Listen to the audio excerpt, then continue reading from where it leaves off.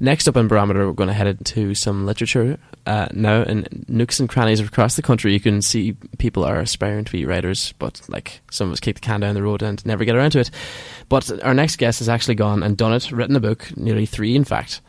Balancing that with a full-time job can't be easy, but he's managed it, as well as having books published himself. He self-published them.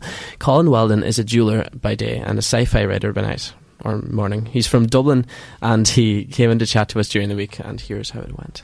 What is Agathon about? Agathon is, its name is Spaceship. So it's a science fiction thriller, basically, set in the year 2339. It is about a group of colonists on Mars. Primarily the protagonist is actually a girl born on Mars who has special abilities. She's telepathic, and she's also got sort of telekinetic powers that she's just becoming aware of. She doesn't know why, and she hasn't told anyone about it, but she's there living away anyway. There's a signal which has been detected for 100 years, which nobody is able to decode. Halfway through the beginning of the book, the signal begins to change and the Earth explodes. Right? Okay, that's not good. It's not great. No, it's not. So I started it off by going, right, how do you throw your protagonist and how do you throw your characters into the most distressing turmoil you can possibly do? And I blew up the Earth. Seemed logical. So a big chunk of the Earth then breaks off and heads for Mars. So that means that Mars is in serious trouble. So the only way out of it is for the remaining survivors to board space stations and an untested ship called the Agathon, which is the first faster-than-light ship ever built, to go off in search of this signal in the hopes of finding a new home world, basically. So it's a thrilling sort of adventure story. I wanted to write a page-turner. I didn't want to get too sci-fi. I didn't want to get too technical or too deep and heavy into the nitty-gritty of the math and the physics and whatnot. I wanted something that people could, enjoy like a. I didn't want to get into Einstein's theory of relativity too much, but I wanted something that could be feasible, sort of. And it's actually very interesting because this week they found gravitational waves the first time, which is incredible because it lends even more credence to how the ship could possibly work. So I was pretty happy about that. That was a good plus for me. Yeah, I mean, there's a lot of things that are working in your direction here. Right? I mean, the Martian was released. I know, right? And all this Mars transport. The crazy thing is, I was on a flight to London there about 6 months ago, and I randomly picked up the Martian in knowing nothing about it, and read it in 4 hours, and was like, "Oh my god, this is amazing! This thing is absolutely incredible!" Like I loved The Martian. I loved that book. It's a little bit different in terms of it's a bit more sciencey than the Agathon. Mine's a bit more soap. My wife told me it's soap opera in space. It's probably a little bit more far fetched. I think The Martian's probably actually more realistic than the Agathon, to be honest. But yeah, it's coming out at a very good time because people are interested in this sci-fi thing. They want juicy stories that involve spaceships and realistic sort of character-driven stuff. And I wanted to make it character-driven. I wanted to make it based around people and not so much the technology. I love the technology aspect of it, but I wanted it to be about people, about conflict, about struggle, about what we would find if we went out into space. And I just love all that kind of stuff, You were a late starter to writing. What got you into it? I was a late starter. I was a late starter. Well, I was and I wasn't. Well, I was, yeah, because I'm 35 now, so yeah, I'm late enough.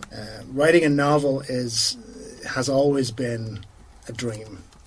I think when I hit my early 30s, I got a big shock.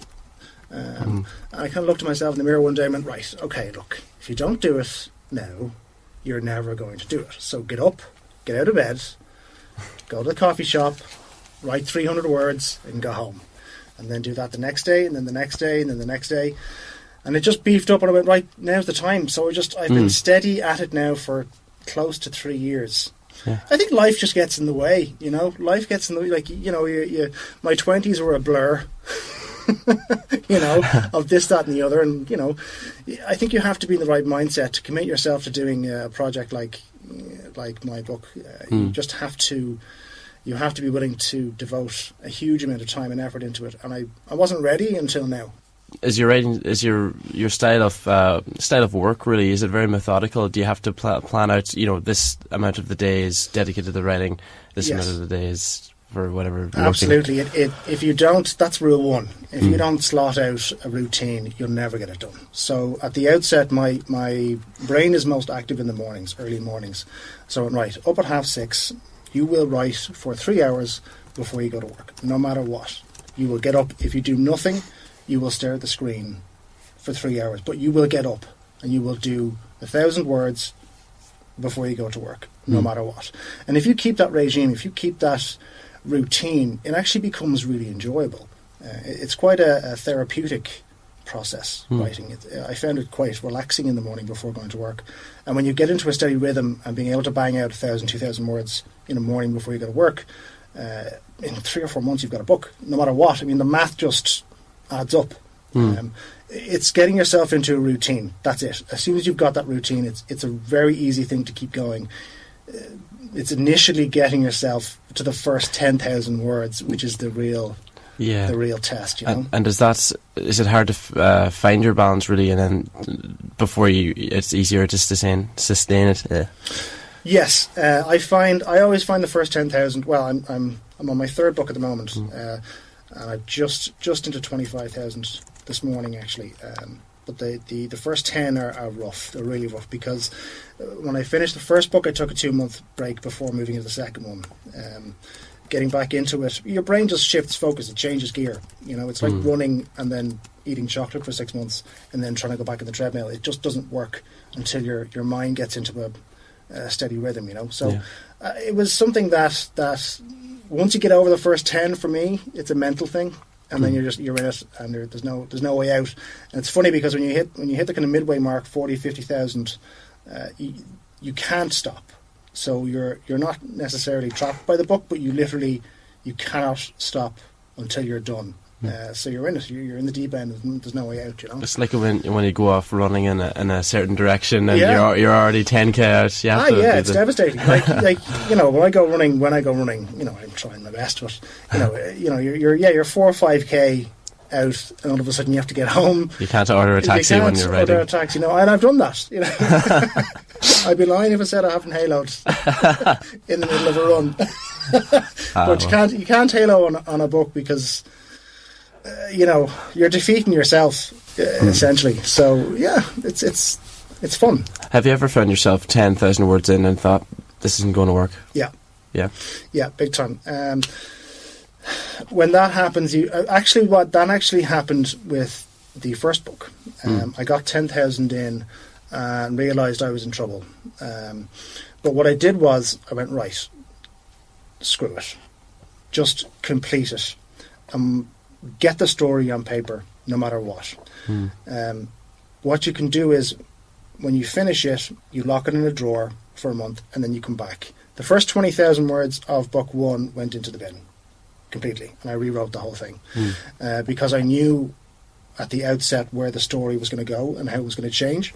So what I did was I just locked off the first 4 or 5 chapters. I went, right, that's not what the story is going to be, but I know where it should have been. So I'm going to go back and rewrite it. But going back after 10,000 and writing from scratch, for me, mentally was just a defeating thing. So I just let it go. And then I came back and rewrote it. I rewrote the first 20 or 30,000 words actually completely from start to finish. And I'm really happy that I did that, because once you're in a flow, you just have to go, And as soon as you finish it and as soon as it's done, what you're left with, if it's a mess or not a mess, at least you have completed something, if that makes sense. When you're writing, you just have to write. Whether it's garbage or not, you just have to write, because you can always fix it. You can always go back and change it, and you can always amend things. But I ran it. It was tough. The first one was tough. The second book came out of me very, very easily. I was really surprised with how well the second book came out. It was just, I don't know, something kicked into gear, and now I've got, I think I've got 3 or 4 left of me, you published this book in a very unconventional way, really. I did. Self-published it. I did, yeah. I had a really interesting thing with the self-publishing thing. I originally wrote the manuscript and sent it out to have it reviewed. A reader review, basically, from the guys at Inkwell.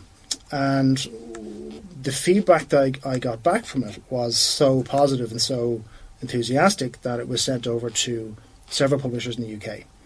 The biggest publishers that are in the UK. They sent me back feedback saying that they loved it, that it was great. They had nothing negative to say about it. They said it was a great page turner, super characters. Which I couldn't believe. I was over the moon. I thought this thing was wrapped. I thought I was going to get a deal. I thought this is the way to go. But they passed on it. And I was like, okay, it's fine. But they said, look, keep writing. We love your stuff. We'll keep an eye on it on Amazon. See how it goes. You're going to have to do your own publishing, your own promotion anyway. So there you go. Yeah. So where what sort of audiences seem to be picking up the book? Funnily enough, a lot of women are reading it. I'm getting huge feedback. I don't know why. Maybe because the lead protagonist is a strong female lead. I've always been a huge fan of strong female leads. Ridley Scott's Alien, that type of thing. Yeah. I like a good strong female lead because I just find it very interesting. There's a lot of layers, a lot of depth. The strong female lead in the Agathon is somebody who has these powers and these abilities kind of thrust upon her. She didn't ask for it. She just is born with it, and all of a sudden, you'll see in the second and third book, she becomes the most crucial character for the survival of the human race eventually against this big mechanical planet which is threatening the galaxy. But anyway, there's more alien races involved in the third book. I'm getting sort of more into the development of alien cultures and alien races in the third one. So I'm going a little bit more hardcore sci-fi for the third one. I wanted to keep it a little bit grounded, but as grounded as a four-armed alien can be. But yeah, you have them bought in at that stage. You've already read the first two. Yeah, if you've got two, I can do whatever the hell I want. Giant mutant bananas. Just read it. You blow up every planet. It doesn't matter. Yeah, done. Well, you never know. Do you ever feel like being as ruthless as George Martin and Game of Thrones, just kill off all the important characters? Yeah. Well, watch this spot. Yeah, I won't spoil the second one, but I'm very tempted with the third one to do exactly that. just to go, yeah, there you go. Good luck. Yeah, he's a brilliant writer, that guy. Yeah, Jordan, he's amazing. He is, but he would need to hurry up. He's a very slow writer. Yeah, I probably am the polar opposite to George or Martin. Yeah, I mean, I'm hoping to crank out quite a lot of these. I always had a target for 3 books by 36. That's in August, so I'm hoping for. My goal is 10 by 40. That's my little thing. I have a whole plan at home with post-it notes and all sorts of things. So yeah. And going back to the writing here, would you be interested in trying out other genres after? I'm writing a book in. I'm going to start it in August. I think in September. I have an outline. It's called Hunting Nora Stone. It's a thriller, basically, along the lines of Bourne Identity type. Thing. Yeah, I've got a. We're going. There may be some science fiction elements in it. I keep tweaking the idea of putting it 300 years in the future. There's a part of my brain that's like, just put it in the future. Well, I'm like, no. We'll see how we go with that one. You have more constraints by that. In science fiction, you can say, okay, this is Whirlpool. Exactly. Yeah. When you're writing a thriller, you got to know your stuff. I think, and you got to have your facts down. You can't just go, and now we're on a planet, planet Blorb. That kind of stuff. A lot of reading up on that. There's going to be a lot of reading up. Yeah, I mean, I read a lot. I read. If you write, you have to read a lot. So, and it's not dying out. Reading. It seems to be. No, it's not. Renaissance. It's not. It's quite incredible. And I mean, one of my favourite things to do is to go into bookshops. I really hope they don't die out, because there's nothing from my experience than going into a bookshop and just sitting there and looking at all the stories in front of you, and reading all the things that you can't possibly read in a lifetime, and making choices. And I love bookshops. They're very zen. They're very calming. I like paper books. I have a Kindle myself, but I love paper books. I love getting halfway through a book and going, I read all of that. You can measure your progress. Yeah. It's like, I read all that, and now I'm going to read all this, and God knows what happens to these pages. I've always had difficulty getting into the Kindle reading thing, but I think it's amazing. Buy Kindles; they're great. And download my book. I might of course, I would win another shameless plug. Oh well. Colin, thanks very much for coming in. Not at all, pleasure. Thanks for having me. Really appreciate it. Okay. And you can download Colin's book, The Agathon, on Amazon, and his new one, Reign of Arturo, will be coming out very soon.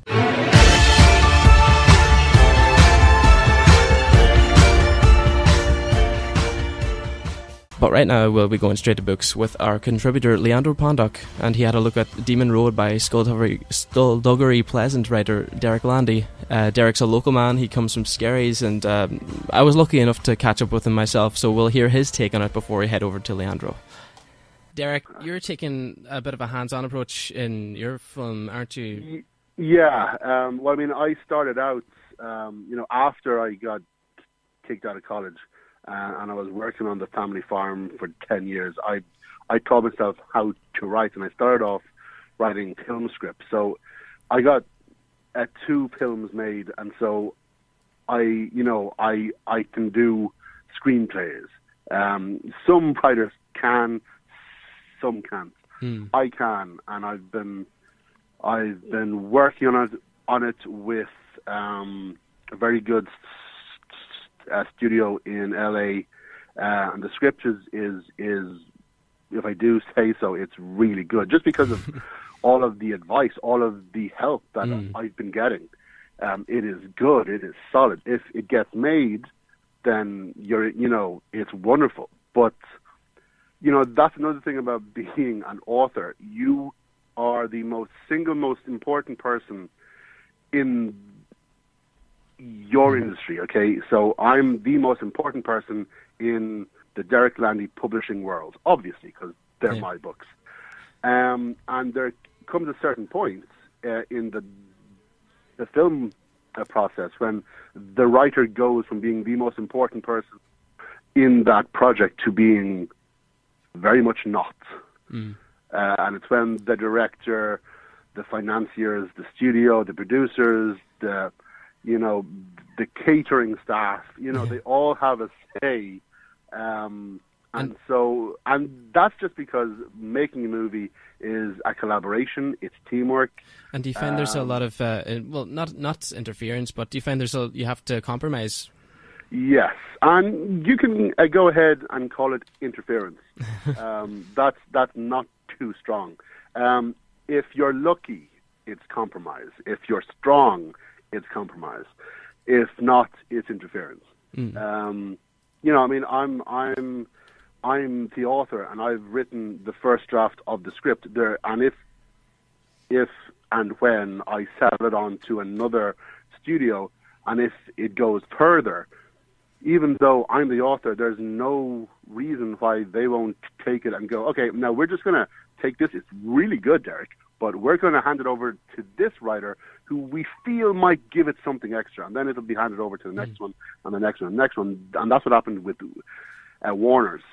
It just got handed over to increasingly bad writers who have written huge films. I'm not going to say who they are, but they've written massive films. And they are the worst writers I've ever read. So I got the script back after 3 years, and it was utter tripe. No, there's no bone in my body that was going, yeah, it's okay, this could work. It's literally the worst thing I've ever read. And I've read some pretty bad things. And what do you, I know this is kind of not really related, but what do you think of The Girl with the Dragon Tattoo being taken on by a separate writer after Stieg Larsson died? Do you think, interesting. What do you think? Do you think that's around the same issue, or? It's to be honest, I would have been happier with that had Stieg Larsson's partner been involved. Yeah. Instead, the brother and the father, I think, took it on, and they said, "Nope, you've got nothing to do with this. You're getting nothing from this." She's essentially his wife, but and of course she knew exactly what he wanted to do with the exactly. So you kind of there's a sour taste in the mouth when it comes to that.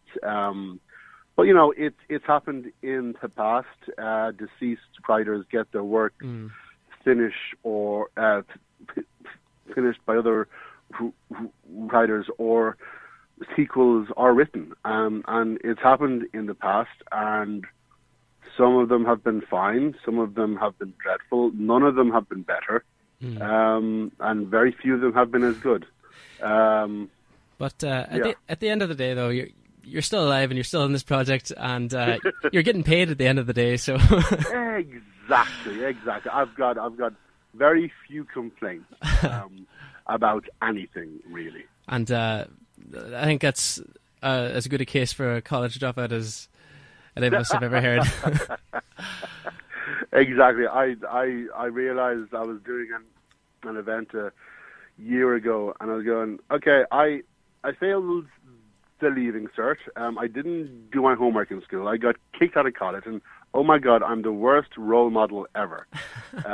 Because I go, look at me now. So, but yeah, sometimes you land on your feet, sometimes you don't. But really, for me, my entire fortunes changed because Skullduggery Pleasant popped into my head in a single moment. And the fact is, if a car had beeped its horn outside my hotel at that moment, if someone had passed by in the corridor, if someone had shouted or spoke loudly, or if I had stubbed my toe, then that moment would never have happened, and Skullduggery would never have appeared, and I wouldn't be here talking to you. Yeah, it's all down to chance. Derek, thanks very much for chatting to us. My absolute pleasure.